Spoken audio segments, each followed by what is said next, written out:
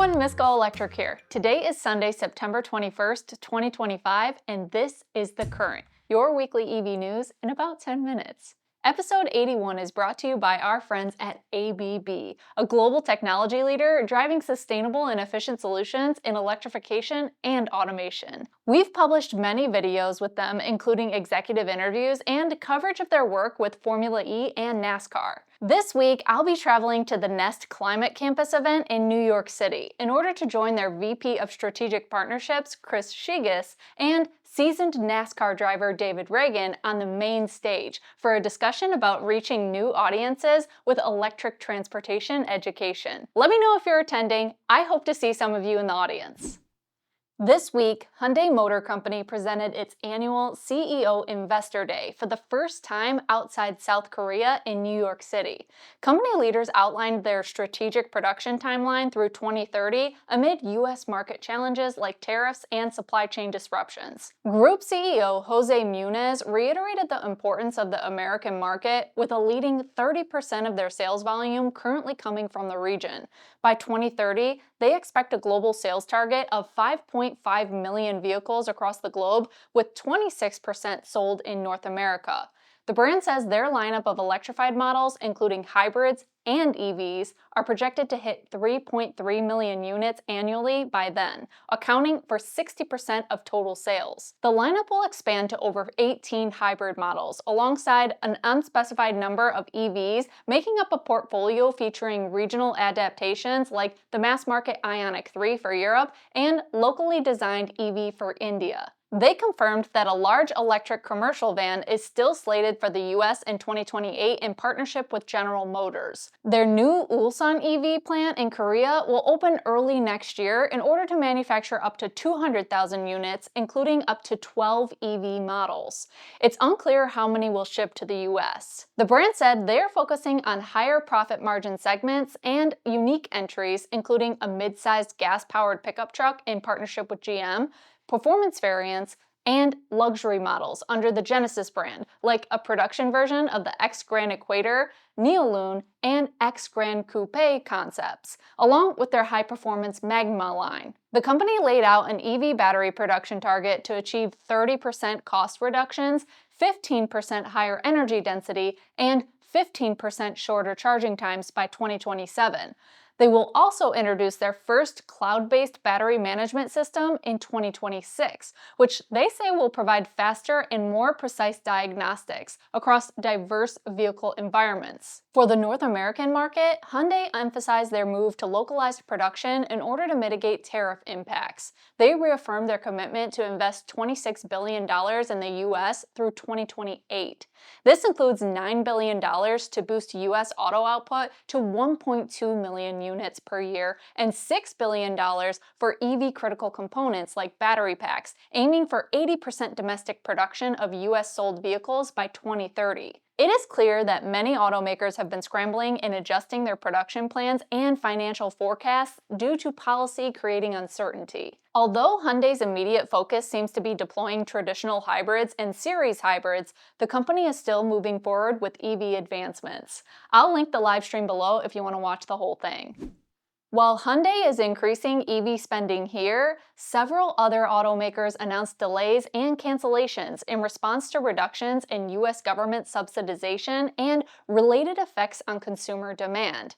While we were filming last week's episode of The Current, Stellantis officially canceled development of its long-awaited all-electric Ram 1500 REV pickup truck. The Ram 1500 REV, first unveiled as a concept in 2023 with promises of up to 500 miles of range and a massive 229 kilowatt-hour battery, was initially slated for a 2024 launch.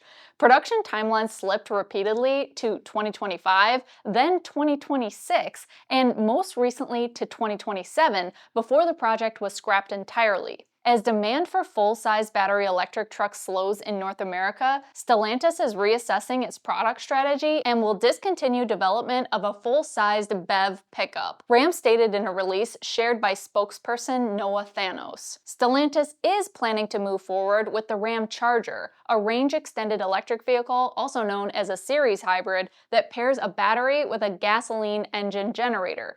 That model will be rebranded as the Ram 1500 REV. That version remains on its most recent track for a 2026 debut.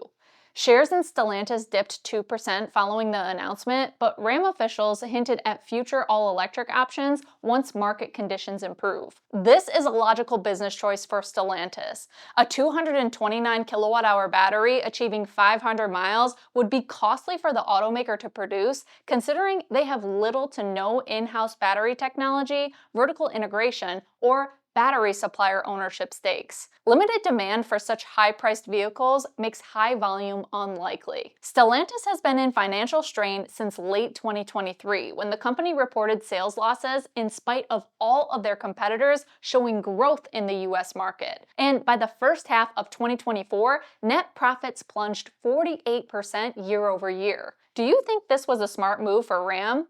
What models in the Stellantis lineup do you think should go electric?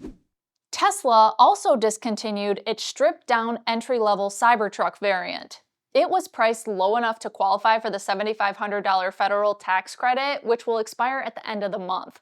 That subsidy helped the model justify such a drastic feature reduction. When the price gap has gone from about $17,500 to $10,000, demand for the single-motor bare-bones variant would have likely dropped significantly.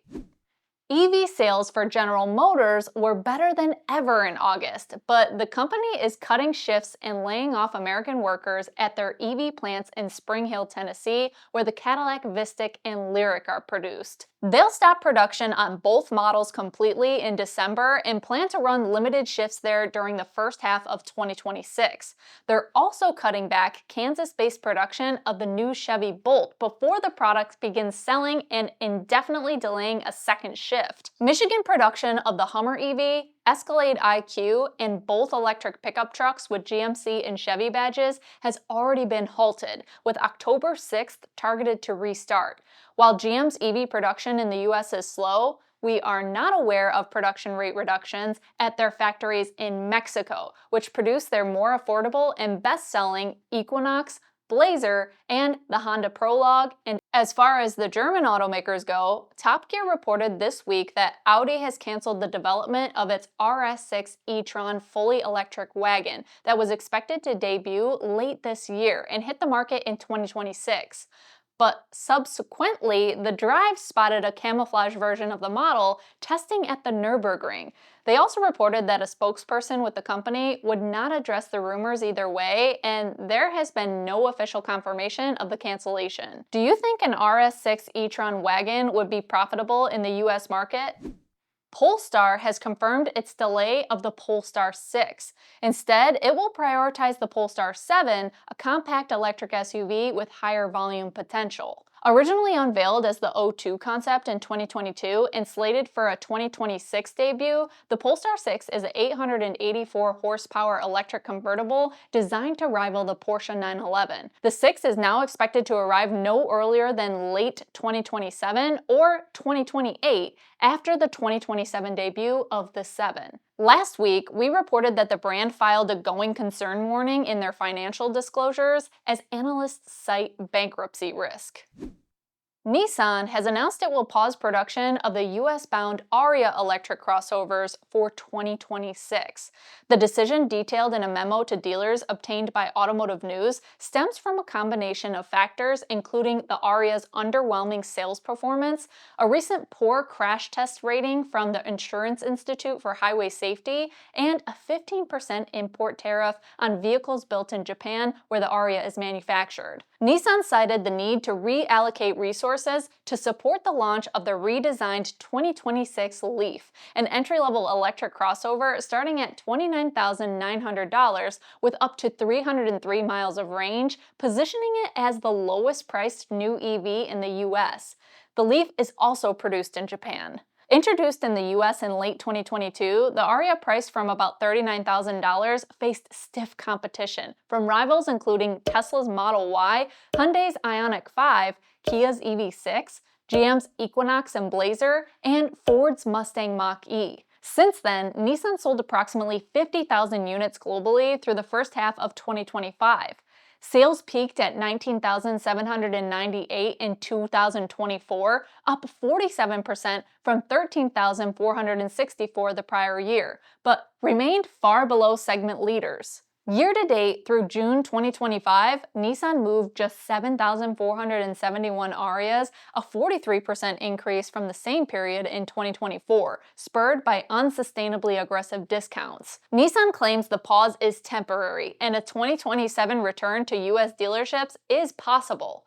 Current Ariya inventory will continue to be available at dealers, and the company vows full support for existing owners through service and warranties. A high percentage of parts commonality with the new Leaf, which shares a platform, supports that assurance. The brand also reduced production plans for the all-new 2026 Leaf ahead of its debut in the US in just a couple of weeks. Nissan has cited high-voltage battery pack shortages from their Chinese-owned supplier AESC, who has halted production of a $1.6 billion American factory back in June. According to reports, output at Nissan's plant in Japan will be cut by more than half for September through November of 2025, resulting in several thousand fewer vehicles per month. I'll be publishing my recently filmed Leaf experience tomorrow, and I will link it below when it's available. Affordable and compelling EVs are needed, and the Leaf fits the bill.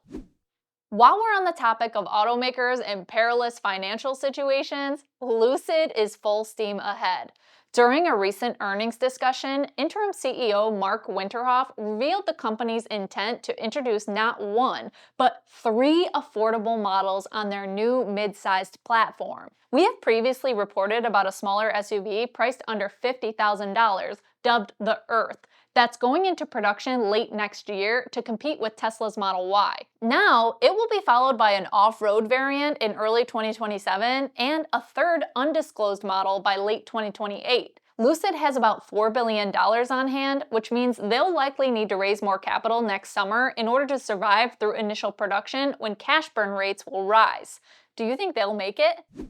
The pace of public EV fast charging deployment this year continues to break records. After winning a federal lawsuit against the current presidential administration to reverse the freeze of national electric vehicle infrastructure funds, the state of Illinois is the next to move forward with station deployment. The state has resecured $18.4 million of federal funds for 25 fast charging stations along key interstate corridors.